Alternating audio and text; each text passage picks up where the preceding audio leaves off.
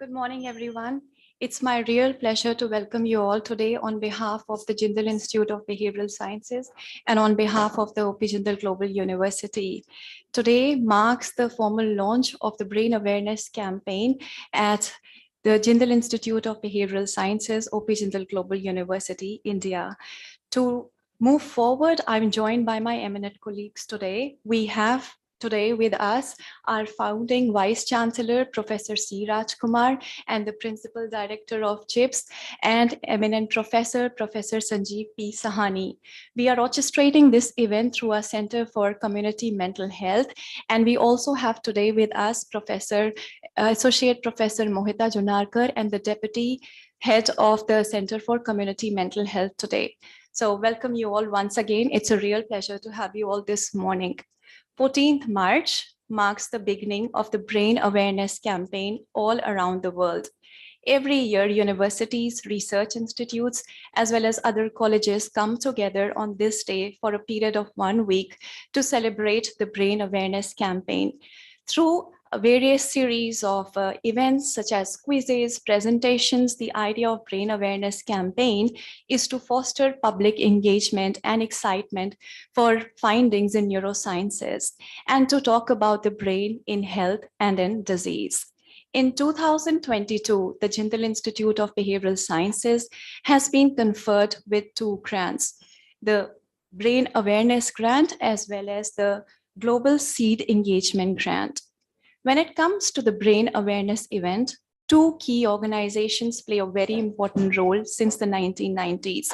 The International Brain Research Organization, IBRO, which is the Global Association of Neuroscience Society, as well as the Dana Foundation, which is a private philanthropic organization. Since the 90s, these 2 organizations have been playing a key role by extending their support to support many activities all around the world with the aim of course, getting the benefits of neuroscience to the community. My colleague, Assistant Professor Dr. Divya Bhatia will introduce the Global Seed Engagement Grant a bit later. But as a part of the Global Seed Engagement Grant, we will be hosting an extensive conference in the month of May. The idea and the aim of this conference is to bring members of the general community as well as researchers in neurosciences together on an e-platform to collectively deliberate about various neurodevelopmental conditions, including ADHD as well as autism. The general idea of this conference is to motivate people to think about and embrace the concept of neurodiversity. Please allow me to bring your attention to the other grant, which is the Brain Awareness Grant that has been sponsored by the IBRO and the Dana Foundation. The main aim of this grant is to foster engagement for the neurosciences and to bring the findings of the neurosciences for the benefit of the community, specifically in those sectors that are resource constrained. So we are very excited to launch our first Brain Awareness event.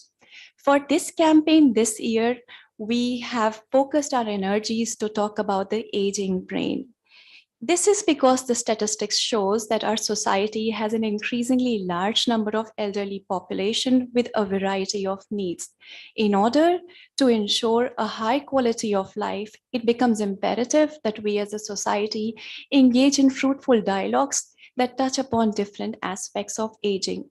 And although the Brain Awareness Week kickstarts on the 14th, we as a team at CHIPS have been extensively engaged in formulating and launching a digital drive that has so far discussed different aspects of aging that includes the risk of falls that probably leads to the increase of traumatic brain injury as well as the diagnosis of dementia in our elderly population.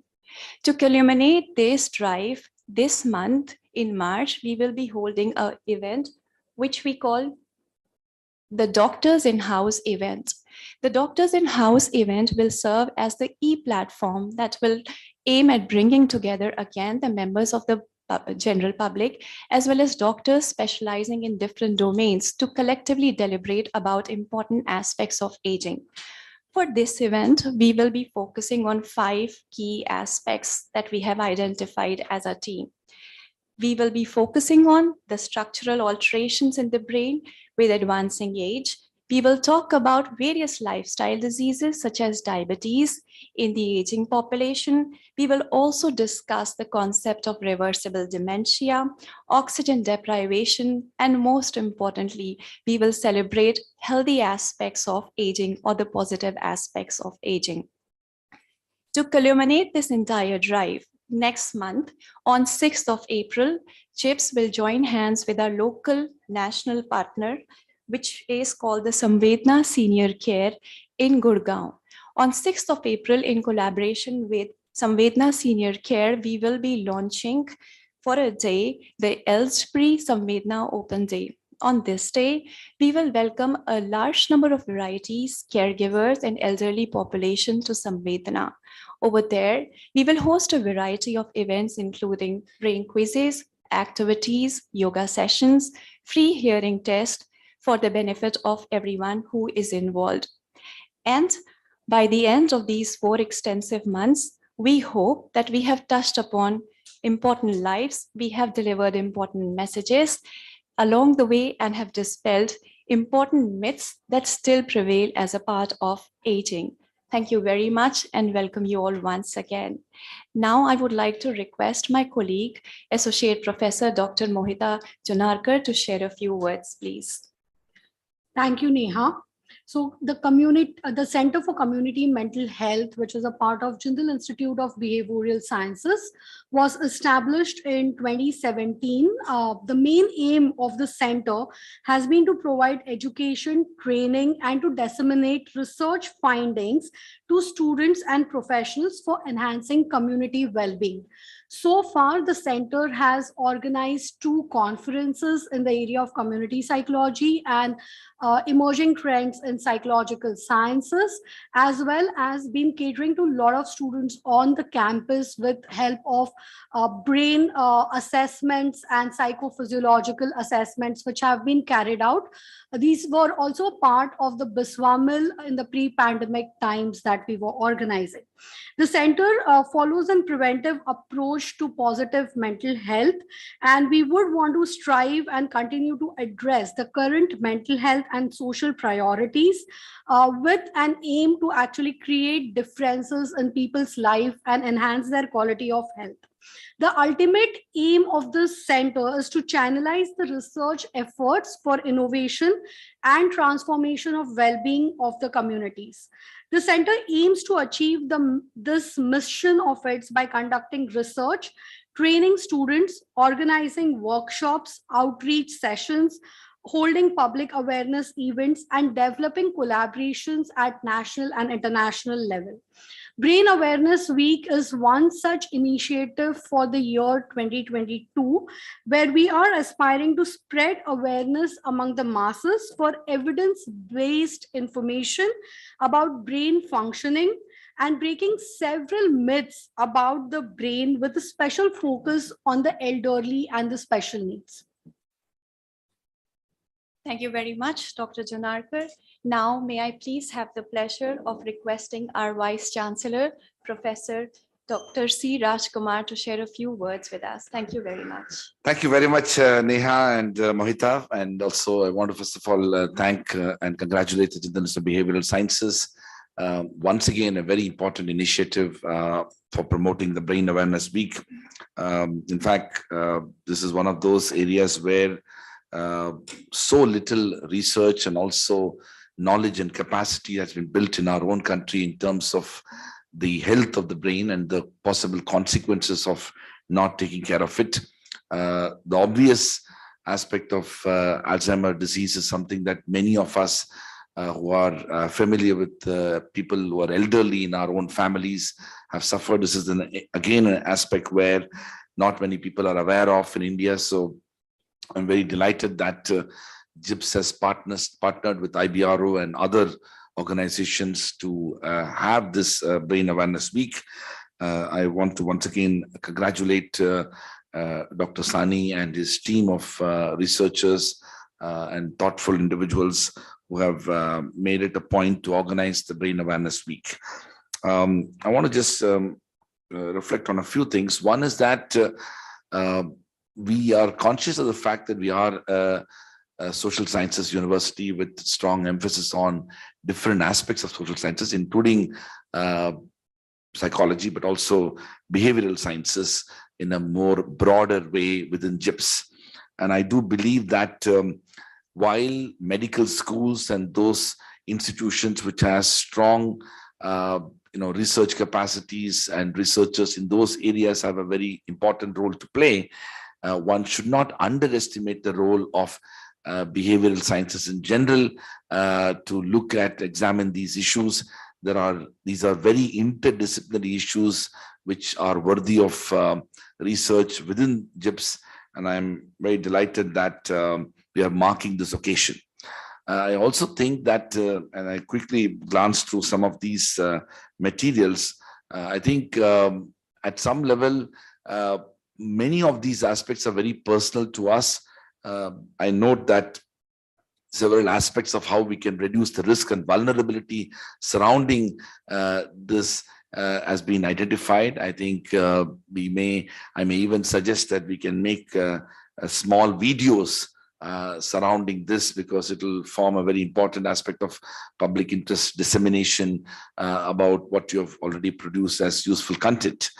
I also think that from the standpoint of students, it's a very important conversation, because there is a aging is a very natural thing to happen for all of us, and the advancement of science and technology has enabled the postponement of death, which is inevitable. But what an awareness of brain can help is that the quality of life that one has during the time one is alive can be vastly enhanced and improved if one takes the right kind of steps and measures during those years. So from that standpoint also, I believe Brain Awareness Week and brain awareness in general can help people reduce that risk and vulnerability, that interventions through medicine and surgeries can help in postponing death, but it does affect the quality of life. Lastly, I want to say that it may be very useful to look at some data pertaining to this aspect, at least even within Sonipat. I know that JIPS is doing a lot of community-related activities in the district of Sonipat. This could be another aspect of it. It might just be a good idea to even collaborate with a medical college where some of these expertise may not be available, at least the way social scientists engage in research through questionnaires and interviews. That type of methodology can be adopted, and partnership with the medical college, particularly in this aspect of research, can be very valuable. So I want to suggest that to JIPS. So with those words, I want to once again congratulate JIPS and Dr. Sani and Neha and Mohita and all of you for really organizing this. I will not be able to stay through the presentation that Dr. Sani is about to give, but I'm sure it will be of immense value and interest. I know that we are recording it as well, so I'm sure it will get distributed across the university community. Thank you. Thank you very much, Professor Rajkumar.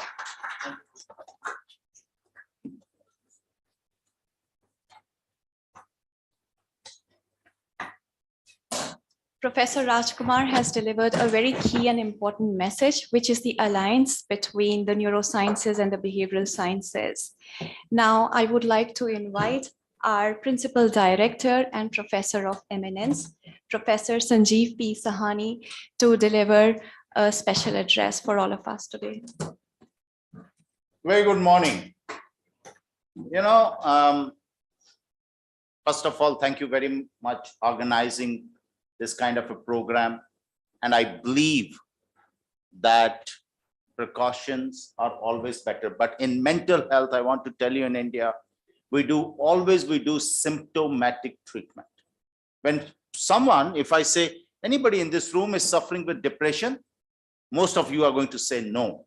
But maybe 10 to 20% people are suffering with depression. And I just want to tell you, depression is the major killer in this world. Not people don't die because of heart attack, people die more because of depression. Not only that, because of a depression, you can get many more diseases as well. First time in the history of India, by the National Institute of Mental Health and Neurosciences, Bangalore, initiated a project with Government of India in 2017 that we should know what is the prevalence of mental health challenges in India. That was the first time. Until that point, we never had any data that how many people are suffering with anxiety, stress, tension, depression, phobias, obsessive compulsion, and so on, all psychosomatic issues. And I really wonder, because the sample size which they have studied is less. So I really wonder the data which they have given us is actually representing India or not. That data says that roughly 20% people in India is suffering from mental health issues. Now, when I say mental health, for people, especially from the HR, I want to tell you, mental health does not mean pagal.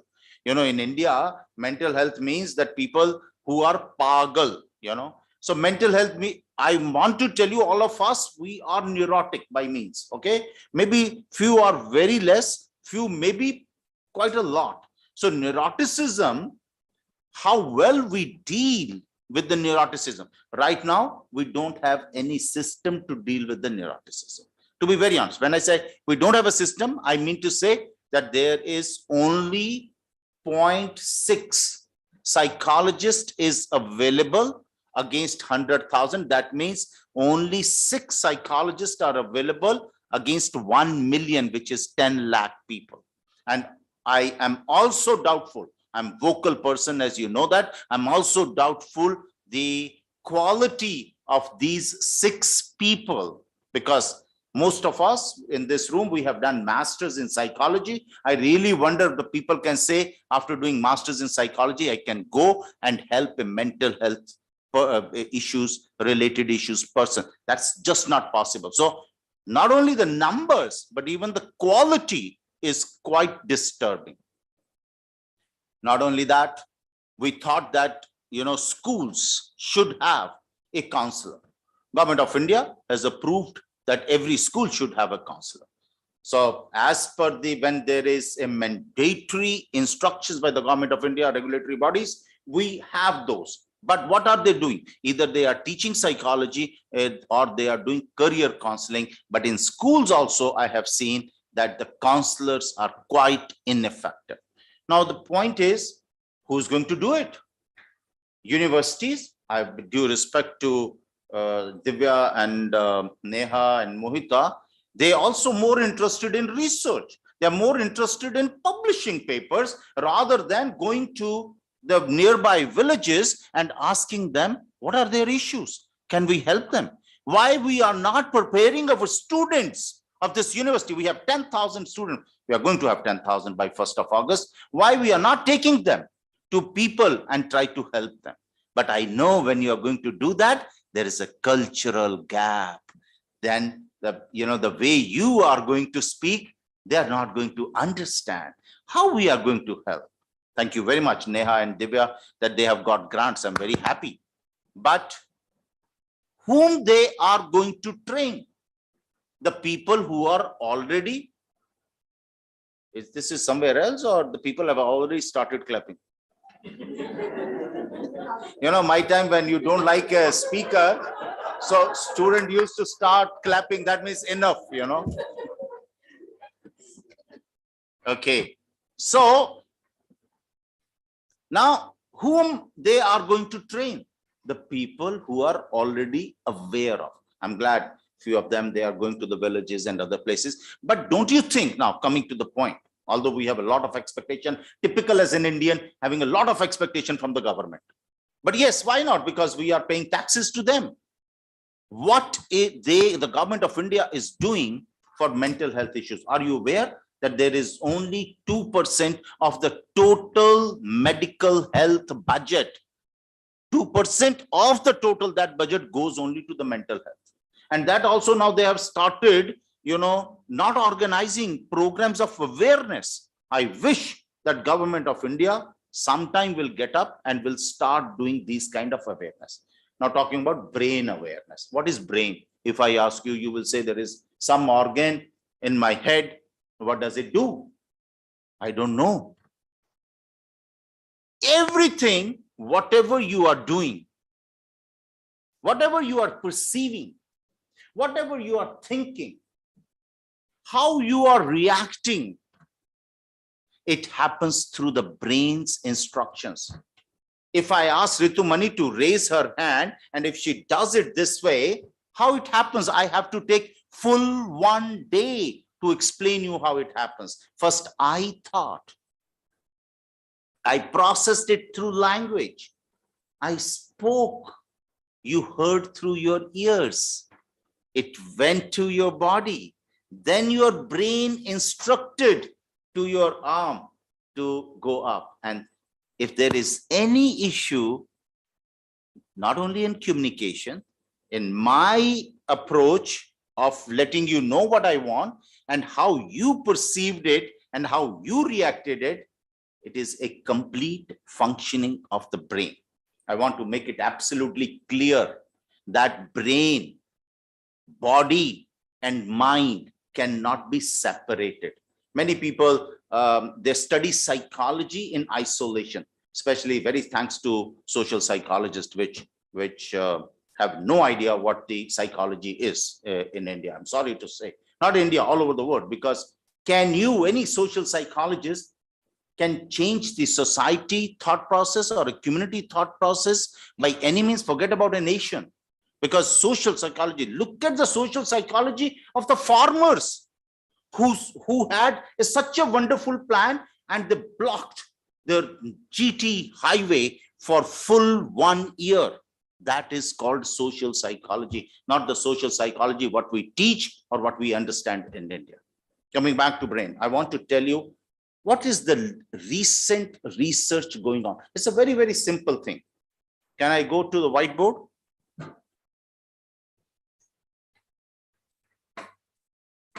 I'm typical as a teacher, I generally uses.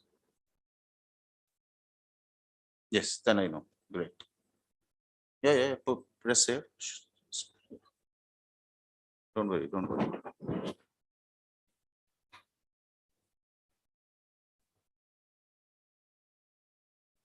You know, when we talk about brain, you cannot isolate behavior with it. Now, what is behavior if I say? You use this word quite a lot. Behavior is like Mohita, Divya, and Pulkit is sitting here.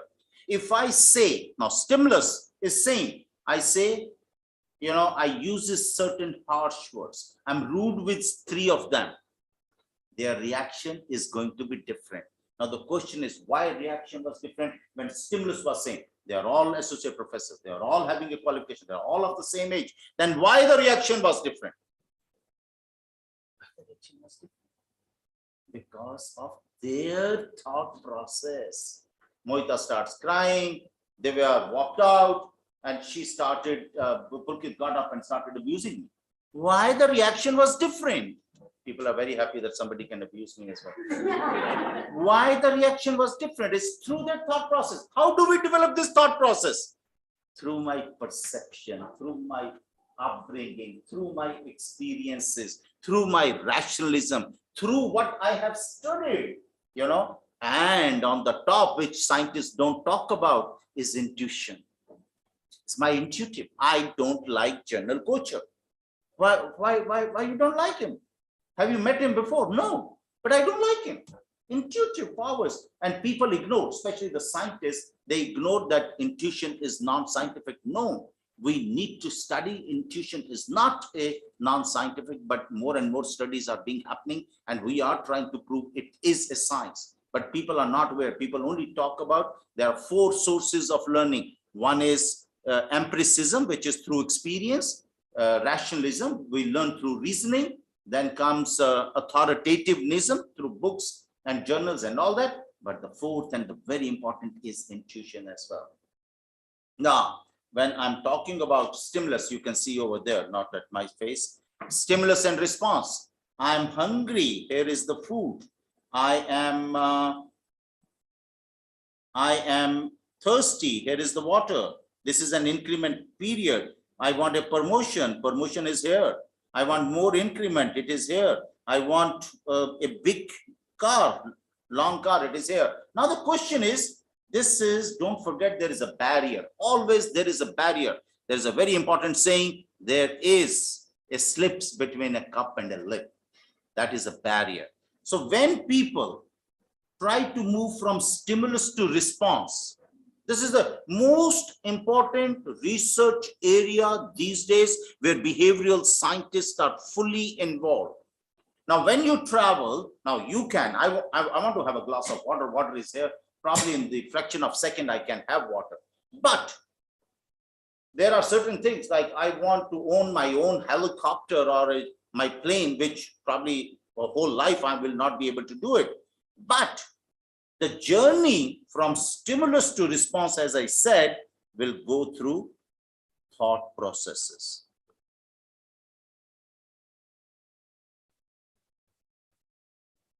Now, this is where I'm going to take a decision. Decision making. This is where I'm going to take action. This is where when I am going to start anticipating things. This is a very, very important thing because you think I have to leave at 5 o'clock today. That is a stimulus, whether you are able to leave or not. But once you are at the 4:30, 4:45, you think, oh, I will not be able to make it.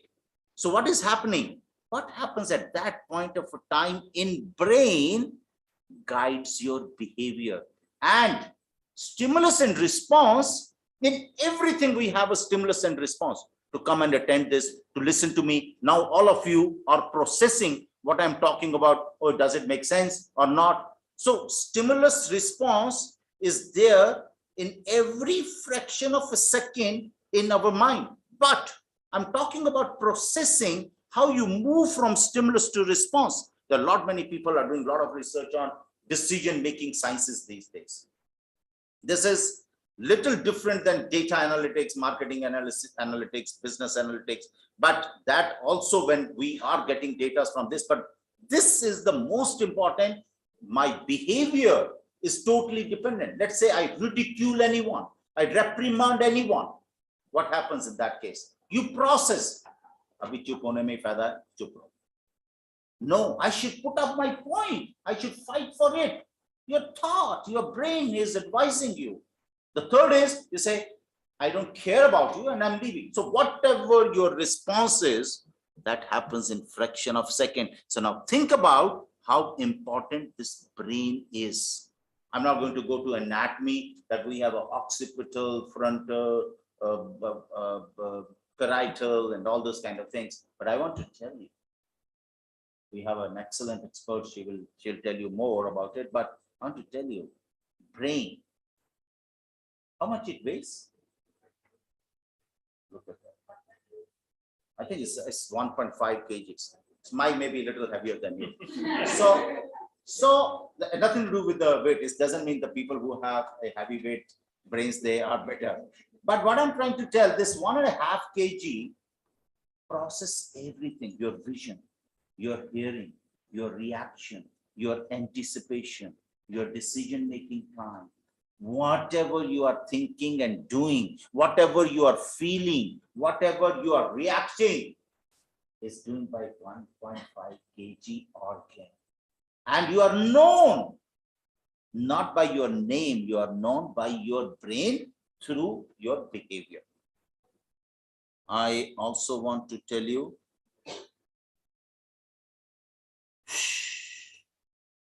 that's it. I've done something. हाँ ये delete करने वाला.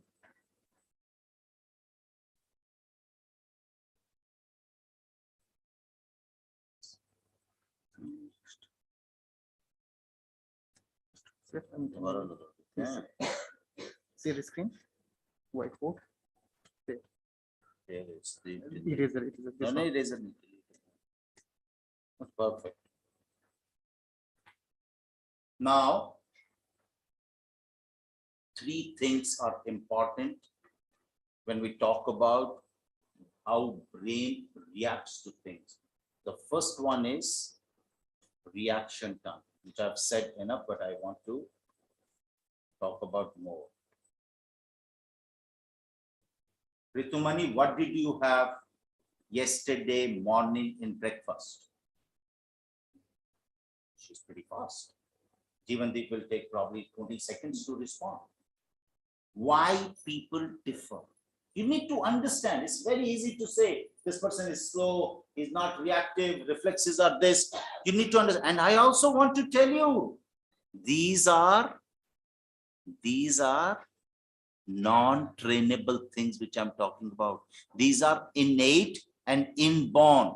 Maximum you can change the reactionability by plus minus 5% in a person. So where it is important. Now I'll just give you 2 examples. If it's a 100-meter race, then a person requires to have a better reaction time. Waiting for the gunshot, and once the gunshot happens, you take off. They may take 100 milliseconds to 200 milliseconds. Both are normal. But to start with, you lost 100 milliseconds. Not only that, when we ask certain things to you to process this information through your brain, you may take sometimes more than 200 milliseconds. That's where a mental health expert comes. They say how we can help. But then I'm not going to put how mental health expert cannot enhance the reactionability, but they will say, you don't run 100 meters, you start running marathon. Because a marathon, if they are running, so 100 milliseconds does not make any difference. Similarly, the second is anticipation time. My entire behavior happens with these 3 things. What is this anticipation? How well I anticipate. When I climb stairs, I don't virtually look. When I drive a car, I virtually don't see whether it will go through that or not. Everything we do, we through anticipation. If I say, oh, Divya, can you play a polo today? And she says, she anticipates I will not be able to play. He says, no, sorry, I don't know. So anticipation happens. You want to take a plane from the airport, you plan, if I will leave at this time, you check at a GPS, if there is any rush, whether I'll be, all the time, every second, we talk about anticipation. How good you are at anticipation, how well you process things in your brain. And the third and the last thing is very important, is decision making. How well, I'm not here to tell you whether you are taking the right decisions or wrong decision, but are you taking a quick decisions? You know, every time I quote one particular saying that Narayana Murthy, when he was delivering a convocation address in IIM Bangalore, so students said that we would like to know that how quickly you have become a IT tycoon. And then he said, you want to know in one word? Yes, sir. He said, I take decisions. Now, we learn, even if we take decision, there is again a very important saying, which I also say in our university, that the taking no decision is more expensive than taking a wrong decision. So it is better to take decisions all the time. But it's very easy for me to say decision making, one should take a decision. But who's going to take a decision? It's not Sahani is going to take it. Sahani's brain needs to process and then see that whether I should take or I shouldn't take. So this is a brain processing thing. Now moving on. Talking about a brain, I just want to tell you, I don't believe that they were talking about aging. I don't believe that the aging has to do anything on the deterioration of the brain or working of the brain or processing of the brain functions. I have seen many people, my own maternal grandfather has written an excellent book, The Aryan Civilization, at the age of 94, which is a very popular book. But it's an escapism that when I say, oh, I'm getting old, when I want some sympathy at home, and I every time where I want to say that I'm highly experienced, I say I have a gray hairs. That means I know better than General Kocher because his hairs are black. My question is, it is in your hand. Aging of brain or aging, many people say it's just a number. But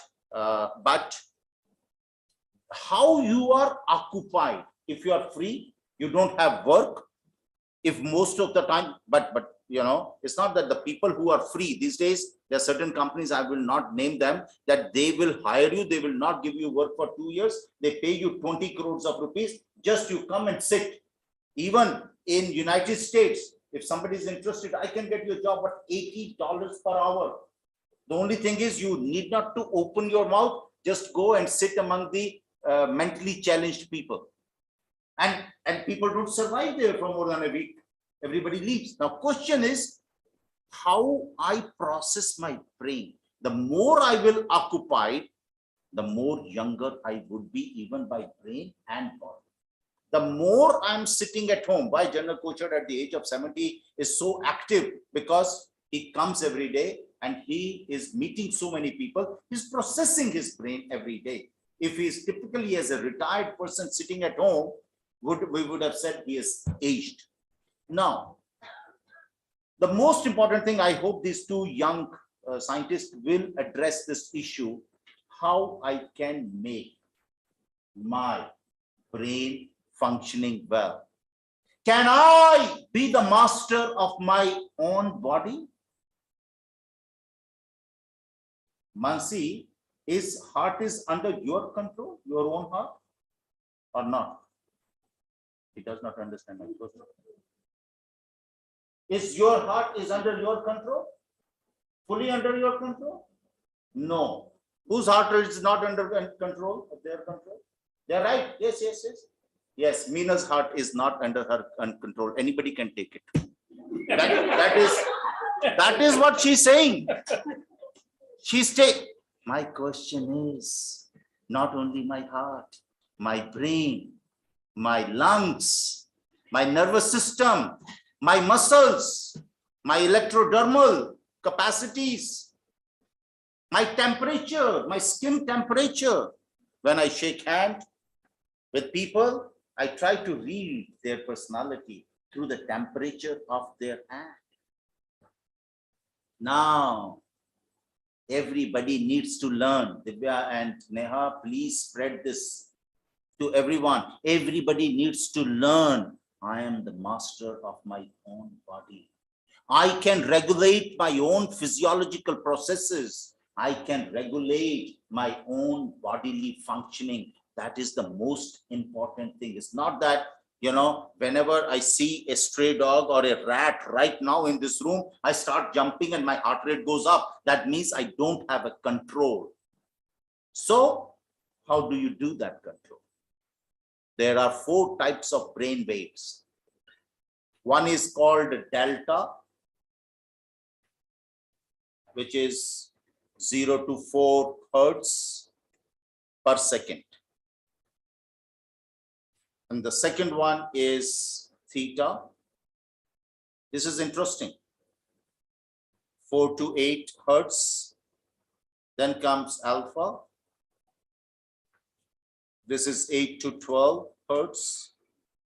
And then comes beta, which is 13 to 30 hertz. Now there will be little changes. Somebody says 0.5 to 3.5, somebody will say 4.5. So don't think I'm talking wrong, different, because it's a new research related. So there would be certain changes.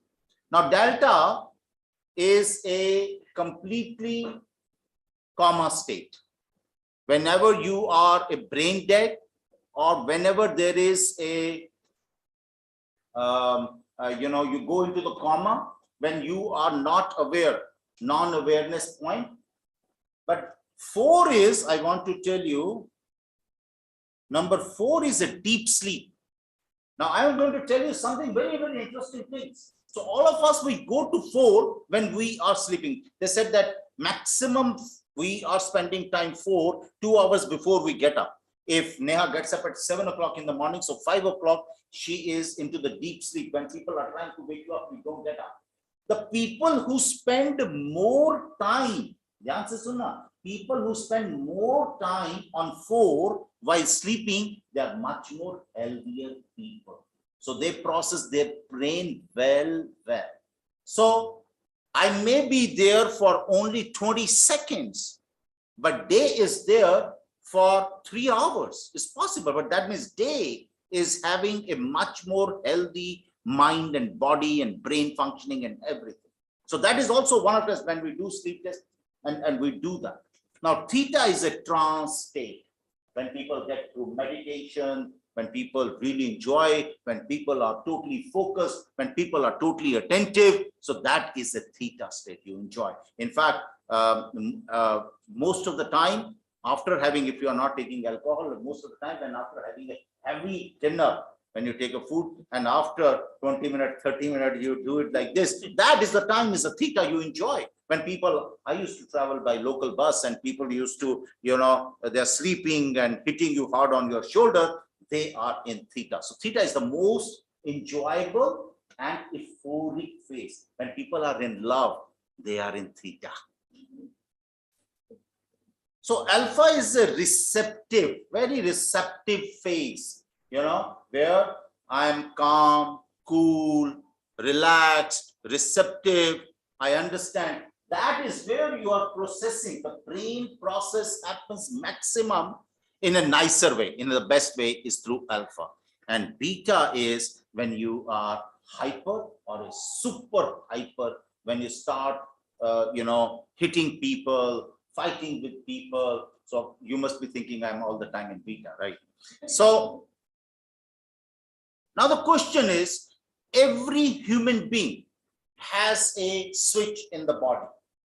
So if you want to go into theta, you switch on the theta, you can go into the mode. Whenever I'm saying, am I the master of my own body? You have a switch. Whenever I want to go to alpha, I can. Whenever I want to go to beta, can I do that? Or the external situations are putting me into this. If external situations are putting it, that means I am having no control on my thought process. It is the external people who are having the complete control. Giving you an example. General Coach's car standing outside is dead. That is delta part. When you put an ignition, it is theta.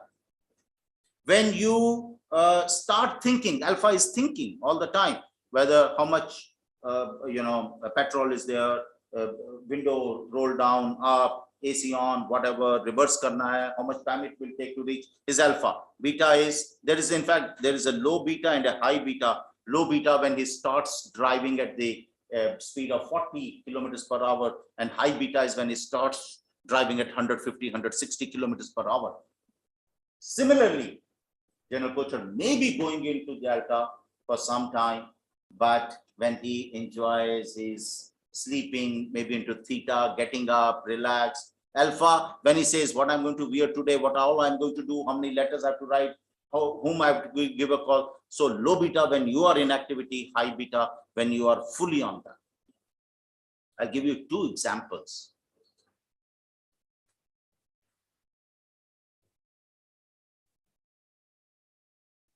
Neha Tantia gets a message that Dr. Sani is in a very furious mind, or is very furious, and he's calling you. You must be thinking, what is so great in Dr. Sani? He's all the time furious. Now, if she uses her buttons while coming from 1st floor to the 4th floor, she's thinking. Obviously, nobody acts in delta because delta is only on the background. But theta, alpha, low beta, and high beta, she thinks whether I should be in a theta mode. Theta mode is, even if she has not committed a mistake, she says, sir, I'm sorry, it's my mistake. It will not happen. Give me one more opportunity. All fine.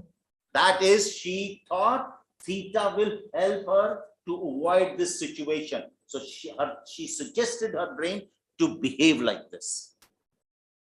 She thought, no, I'm going to go in alpha. Alpha means that, sir, last time also we had this problem. These are the 5 years data. This is what we do. There is no return on investment and we are fully aware. So I don't think whatever I did was right, because she has prepared herself to say these things, right or wrong. We are not talking about. And then she comes with the low beta, immediately starts saying, हाँ sir मैं ही HR में सबसे ज्यादा काम करती हूँ, लोग बैठते नहीं है, अंग्रेजी मेरी अच्छी है, चिट्ठियां मैं लिखती हूँ, मेरे को मारते हैं, every time I am being targeted, this is not fair. That is a low beta. She thought I should enter and talk to Dr. Sani with low beta. High beta is very simple. She entered in my room. She said, sir, मैं आपको देख लूंगी, gate के बाहर मिल लेना 6 बजे. You know, how you process your brain, it's in your hand. It's not in the hand of Neha or Divya, let me tell you. It's in your hand. Let me give you, since we work in the university, another thing. See, I want to propose someone. Okay, I can do that. Okay, don't worry. Obviously, I cannot propose anyone in Delta. Okay, I have to propose people in Theta. Theta is, I cannot live without you. I cannot breathe without you. I cannot sleep without you. I cannot do this. मैं मरने वाला हूँ. मैं मर जाऊँगा. मैं तुम्हारे बगैर नहीं. So that is Theta. Alpha is talks about planning, organization. When should I give a birth? What message I should write? What time I should write? What should I wear? What should I offer? All those kind of things you keep on planning. It's in your hand. Low beta is, you give a deadline, 31st March is last. Either you say yes or no, no problem. And the high beta says, manegi ke nahi manegi, ukhalunga tere ko. What I'm trying to tell you, it's in your hand. Brain functioning is in your hand. Be master of your own brain. If you don't have a control on your brain, many times you are doing something, distraction happen. Don't think it is bad. But if it is a constructive distraction, that is also your brain is doing. But if you are not enjoying and something, other things are happening in your brain, you will start thinking that that works well. So it is all the time memory. Most of the time when I myself has done, this time I realized the day before I was in Chennai delivering a teachers training program, and I realized it was 1511th workshop, not JIPS, Dr. Sani, conducted and in 7 years. Okay, so what I was talking about. Look at that. My brain is aging. This is what you guys are going to say. Anyway, so forgetting what I was going to say. So my question is that brain functioning is not in the hands of anyone. It is in your hand. There are a lot of practices you can do. You can learn how to manage your own brain. Through brain, 2 things will be managed well. One is your behavior. Second is your own body. Your erratic heart rate, your erratic respiration rate, your erratic muscle tensions, which we get pains. Many people have a cervical, lumbar, and so on. All these things can be managed by people themselves. It is not that you need help from anyone. Even you need to go, never ever go to a psychiatrist. If there is any problem in the brain, they will make you sick. And they know only 2 things, one anti-anxiety, one antidepressive medicines. And then you have to take it the whole life. Please spread this everywhere you go. 99.6% mental health issues can be sorted out without taking any medication. But yes, there should not be any stigma to visit a psychologist and a qualified psychologist. The person who is not using any questionnaires for assessment, because through questionnaire, nobody can assess anyone. That's my own theory. You can differ on this. So 2 things, spread this message. All of us, we should control our emotions, our brain, our behavior, our body also. Thank you very much. Any questions?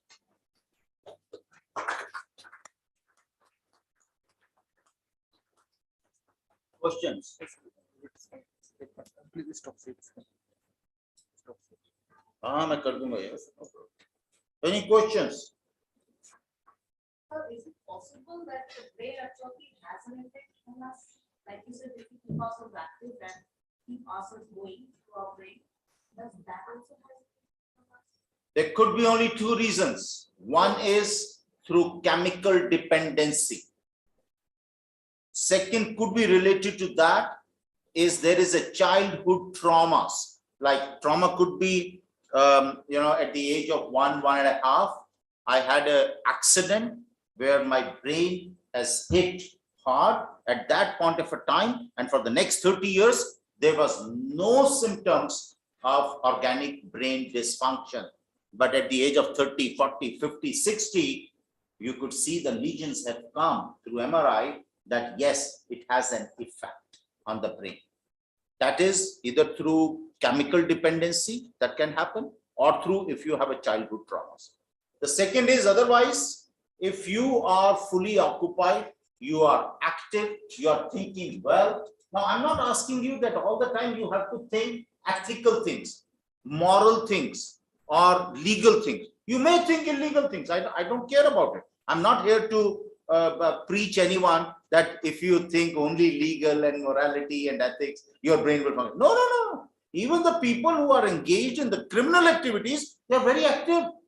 The person who's a pickpocketer in Sonipat, he plans his day and he's active. And today's collection is probably 2,30,000 rupees, and I'll plan how I can make it to 4 lakhs. Thank you very much. He's using his brain. I'm no one to say what he's doing right or wrong. But if I'm sitting at home all the time and not interacting with people, let me tell you another thing. Social learning and social activation is the best thing when you involve, when you confine yourself to yourself, when you become complete introvert, then all these kind of problems are bound to happen. Any other question? Yes, Meena. When we are getting into a situation, we don't know what is going to happen. For example, that if you are calling somebody in your office, the general reaction is to start getting anxious. Kya hoga? Kaise hoga? What did I do wrong? And sweaty hands, heartbeat बढ़ जाता है. So at that time, how do you tell your brain to, because that moment you should know these 4 types of brain waves. So you plan that whether I need to enter in his room with the theta mind or with alpha mind or low beta mind or a high beta mind. It's in your head. So you need to plan. That's why when I say plan, planning and organization is the job of an alpha. When we provide these kind of trainings, Neha, make sure you spread this. It is not called any kind of a therapy, but it's called alpha brain wave therapy. So you don't enhance delta or theta or beta. You only work on alpha. So alpha guides you that how I can be. What should I do? What should be my decision? What should be my reaction? And how well I can anticipate these 3 things. It is the brain which guides me. So it's your choice. It's your choice. So it's not that every time. So you have thought that if I will go in theta all the time, Dr. Sani will be happy. That's your thought process, but that may not happen. So you may try the next time low beta. Never ever try high beta with me. Because the other person is always in high beta. So do you think that like brain functioning will be, if we are enhancing brain functioning, that can be a prevention for Alzheimer's? Absolutely, it's in your hand. But once the problem is, as I said, that India is engaged in symptomatic treatment.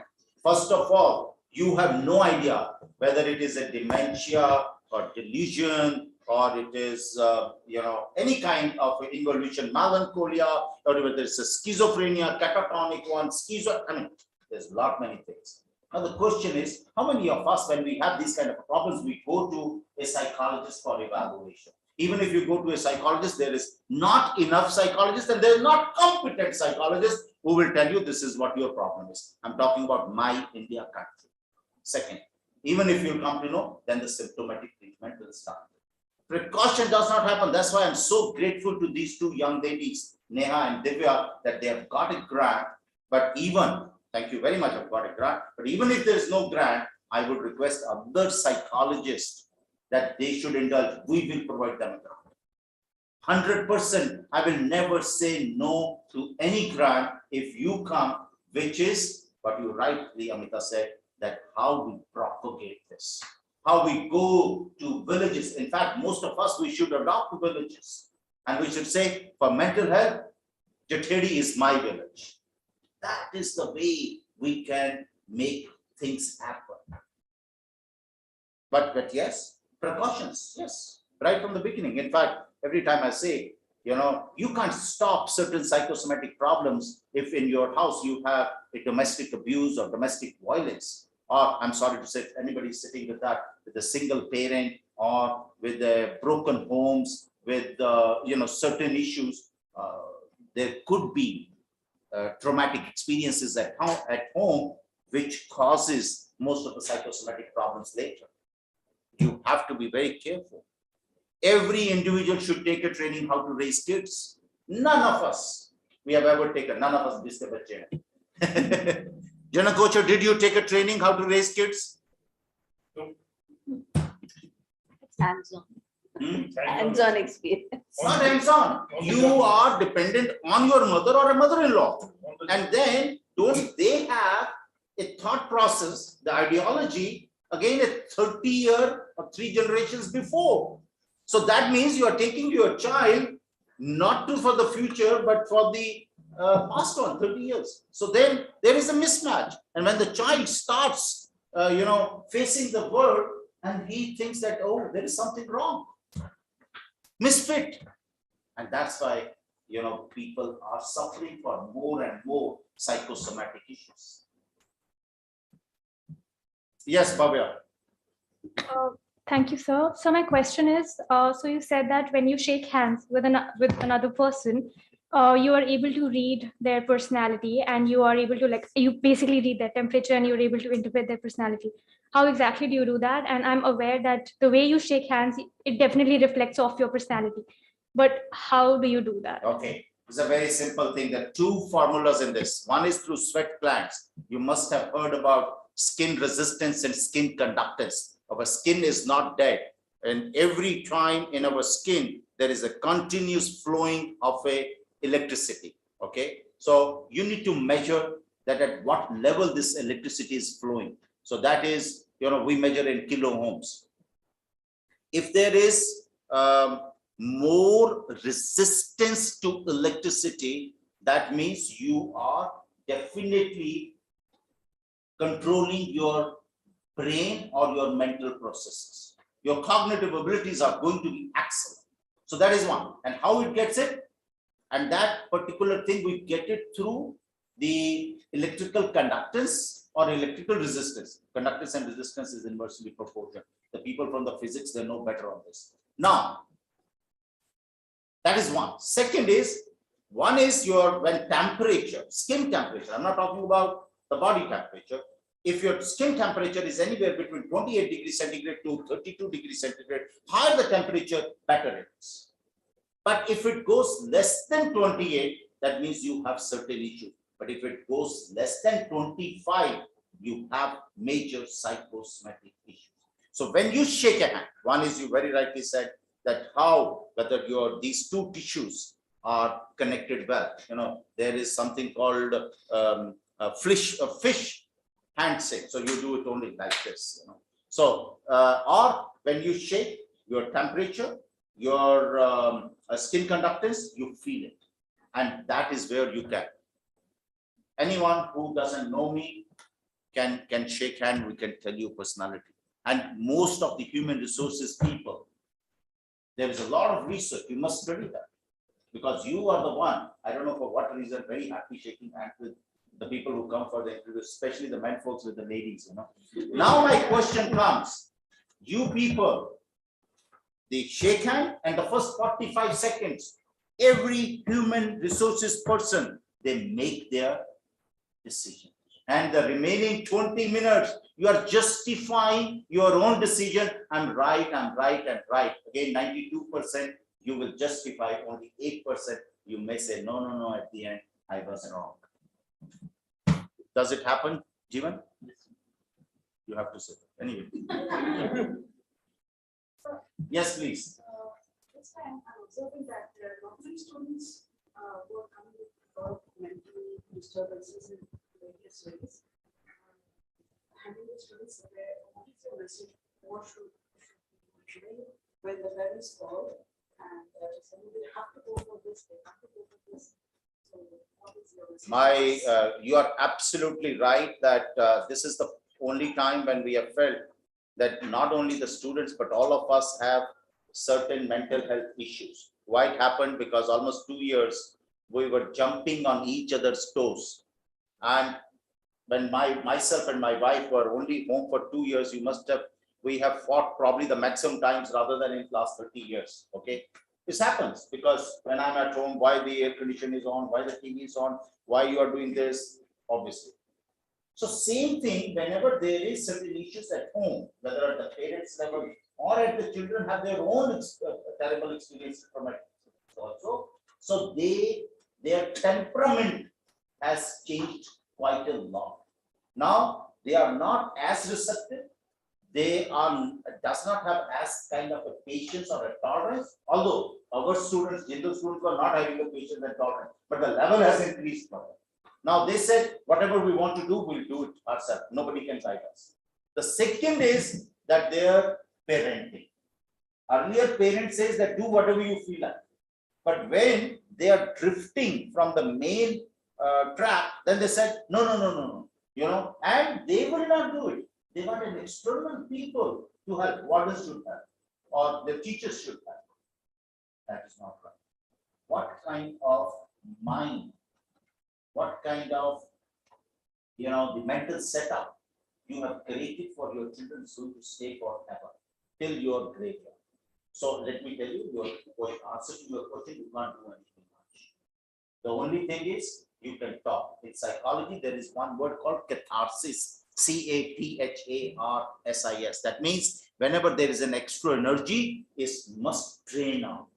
So whether you go to sports, you play something, whether you talk, so any one of you can spend time with them. So when they talk and talk and talk, 50 to 60% they get free. That is the only therapy you can use. Otherwise, I'm very blunt. The things are very different now. Yes, last question, Neha. Good afternoon. Because there is a stigma around mental health, people do not actively seek therapy or consult a psychologist. On an individual level, what are the triggers or behavioral pattern when we notice in ourselves we should seek therapy? Very good question. Excellent. The first thing is loss of appetite or increase of appetite. It could be both sides.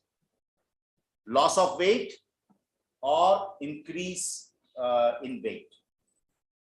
Sudden your change in temperament. You are started shouting at people, and then later you realize, why did I do that? You start sweating. Your heart rate starts going up. Your respiration rate is going up. How many times in a minute you respirate? Huh? 81. You should have died at the age of 1 year.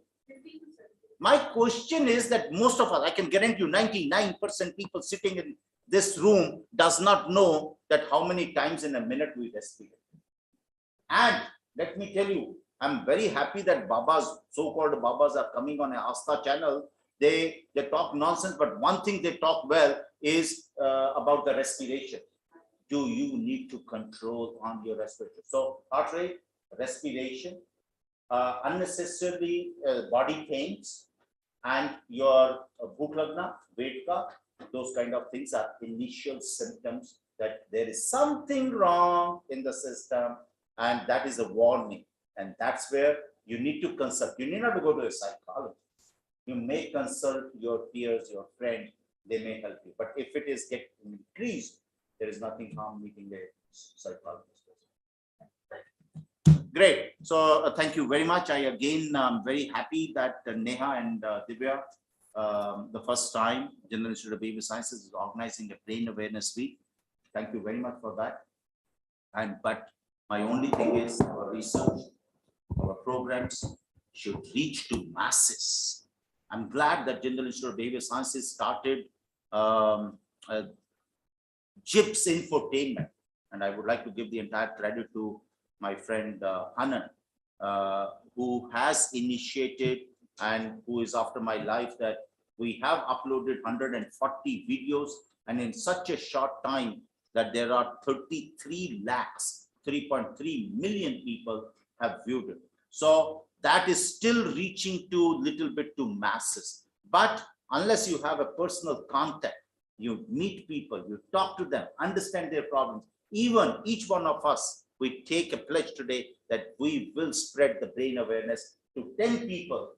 Think about it, that we will have a better society, better community, and a better nation. Thank you very much. Yeah.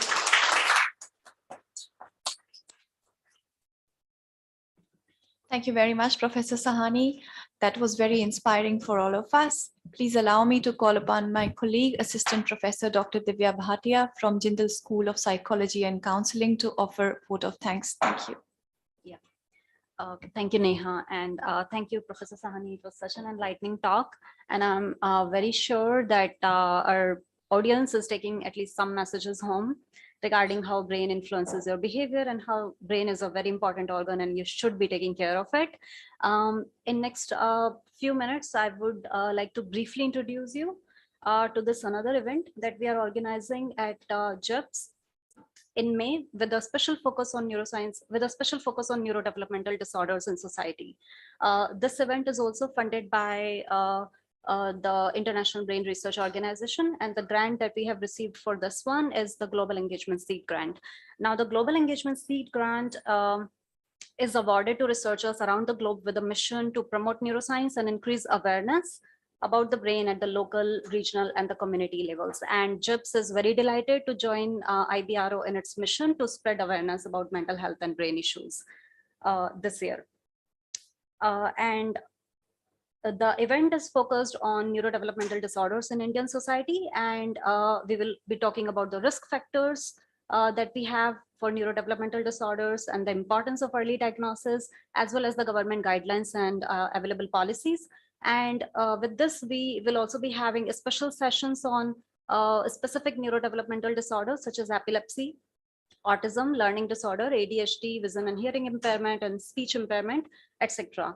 And I'm glad to share these couple of names with all of you here today. These are our invited speakers who will be joining us from different time zones, different parts of the world, and they will be sharing their work and their knowledge with us on neurodevelopmental disorders. And I would like to highlight this workshop that is going to be delivered by Professor Alok Bajpai from IIT Kanpur on Me, World, and the Brain. And this workshop is, so basically this is a 5-day long event. And in the first 2 days, it's the pre-event workshop days, where we have a couple of very interesting talks, such as a spiritual brain. And these talks will be coupled with the interesting hands-on activities as well as this workshop. And the next 3 days are devoted to special discussions on specific neurodevelopmental disorders, such as epilepsy and language impairment, etc. And these are the speakers who will be joining us from all over the world. And those of you who have not registered for this event yet, I will be pasting the link in the chat box. So please do register if you are interested and haven't registered for it yet. So this is it. And then I would like to conclude and would like to thank everyone who have supported us to be here today in this event. Of course, I would like to thank IBRO and Dana Foundation, who realized the global need on brain awareness, and in turn, they have sponsored our projects. And of course, I would like to thank our Vice Chancellor, Professor Siraj Kumar and Professor Sanjeev Sahani, who have always been instrumental in conceptualizing, planning and executing these events. And I would also like to thank my colleague Mohita Junarkar and Pulkit Khanna. They have been providing valuable inputs during the planning stages of these events. I would also like to thank Professor Derek Lindquist, who is the Dean of Jindal School of Psychology and Counseling, who has always provided us with valuable inputs on the brain awareness. But he could not be here with us today because of other commitments. Finally, I would like to thank all the speakers who will be joining us for all these series of events that are coming up at JIPS. They'll be joining us and sharing their work with us. Finally, I would like to thank our team at JIPS. Without their support at the back end, it would not have been possible. And a special thanks to Bhavya, Shruti, Rakhi, Bhumi, and Samreen. Thank you very much. And finally, thanks to everyone who joined us here today and all the participants who joined us online and offline. Thank you very much for your time. And I sincerely look forward to seeing you in all our following events. And I wish you a great day ahead. Thank you so much. Thank you.